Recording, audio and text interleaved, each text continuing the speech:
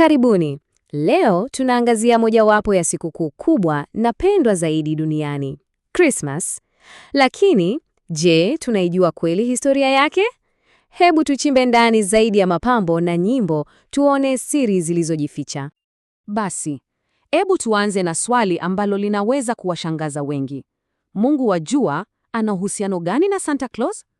Kulingana na uchambuzi wa Daktari Gharama Al-Shehri, kuna uhusiano. Na swali hili ndilo litakuwa kama dira yetu katika safari hii ya leo.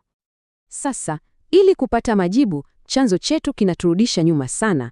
Sio miaka 100 au 200, hapana. Tunarudi nyuma kabla hata ya enzi za Ukristo, kwenye tamaduni za jamii za kale za kipagani kule Ulaya. Unajua, kwa watu hawa wa kale, jua lilikuwa kila kitu. Na Disemba 25, hiyo haikuwa tarehe ya kawaida. Ilikuwa ishara. Baada ya siku fupi zaidi ya mwaka, hii ilikuwa siku ambayo jua linaanza kuzaliwa upya, likiahidi joto na uhai. Kwa hiyo, ilikuwa ni sherehe kubwa sana ya mwanga na matumaini. Na hapa sasa ndipo mambo yanapoanza kupendeza. Ukiangalia, unaona tofauti kubwa sana. Kwa upande mmoja, wapagani walikuwa na siku ya jua, yani Jumapili, na sherehe yao kuu Disemba 25. Kwa upande mwingine, Wakristo wa awali, wao walishika Sabato, yani Jumamosi, na hawakuwa na sherehe yoyote Disemba 25. Ni wazi walikuwa kwenye kurasa tofauti kabisa. Na si hivyo tu.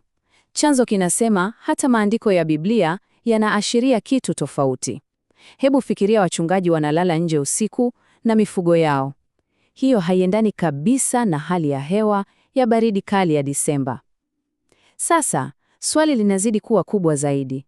Kama tarehe hii haitoki kwenye Ukristo wa awali, imetoka wapi na iliingiaje?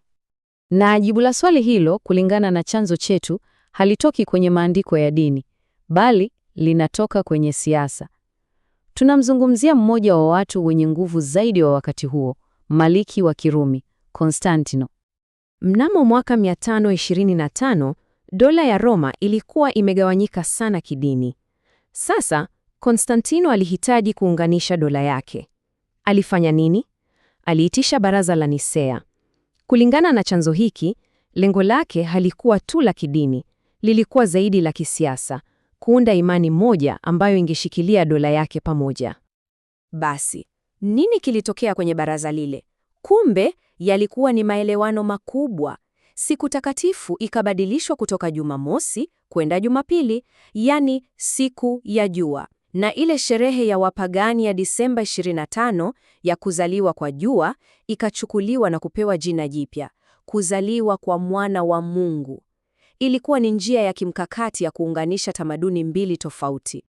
Na unataka kuona mfano wa muungano huu? Angalia tu sanaa ya Kikristo. Lile duara na mwanga linalochorwa kuzunguka kichwa cha Yesu, yani halo. Chanzo kinadokeza kuwa inaweza kuwa ni mabaki ya alama za jua zilizotumiwa kwa miungu ya kipagani. Ilikuwa ni njia rahisi ya kuwafanya wapagani wajisikie karibu na hii imani mpya. Sawa, msingi ulishajengwa, lakini hadithi haikuishia hapo. Sasa tunaruka mbele kwa karibu miaka 2000. Hebu tuone jinsi yule mhusika mkuu wa Christmas ya leo, Santa Claus, alivyoumbwa hatua kwa hatua. Unajua, Santa hakutokea tu ghafla. Ni kama fumbo lililounganishwa vipande kwa vipande. Kwanza, alikuwepo Mtakatifu Nicholas, mtu halisi kabisa. Karne nyingi baadaye, hadithi yake ikaunganishwa na Christmas. Kisha, shairi moja likampa Sleiji na kulungu wake. Na mwishowe kabisa, tangazo la Coca-Cola likampa ule mwonekano mwekundu tunaojua sote. Ni mchakato mrefu kweli kweli. Na si Santa pekee. Hata ule mti wa Christmas una hadithi yake tofauti kabisa. Chanzo kinatuambia mila hii ilianzia Ujerumani karne nyingi baada ya yale mabadiliko ya awali, na ilichukua muda mrefu sana kabla haijakubalika na Wafaransa au Waingereza. Kila sehemu ya sherehe ina asili yake. Kwa hiyo, baada ya safari hii yote, kuanzia ibada za kale za jua, siasa za dola ya Roma, hadithi za watakatifu na hata matangazo ya biashara, tumefika wapi leo? Hebu tuone chanzo chetu kinahitimishaje kuhusu maana ya Christmas ya kisasa. Na hapa chanzo kinamalizia kwa nukuu kali sana kutoka kwa rafiki wa mwandishi. Anasema, katika sherehe za leo, kila aina ya dhambi hufanywa, isipokuwa tu kumkumbuka Yesu na mafundisho yake. Haya ni maneno mazito ambayo yanahoji kama kweli kiini cha kidini cha sikukuu bado kipo. Mwisho wa siku, uchambuzi huu unatuonyesha kuwa Krismas si kitu kimoja tu. Ni kama mkusanyiko wa historia, siasa na tamaduni mbalimbali. Na hii inatuacha na swali hili la msingi la kujiuliza. Ikiwa mila imebadilika na kuchanganyika kiasi hiki, tunapoadhimisha, tunasherehekea nini hasa? Asanteni sana kwa kuwa pamoja nasi.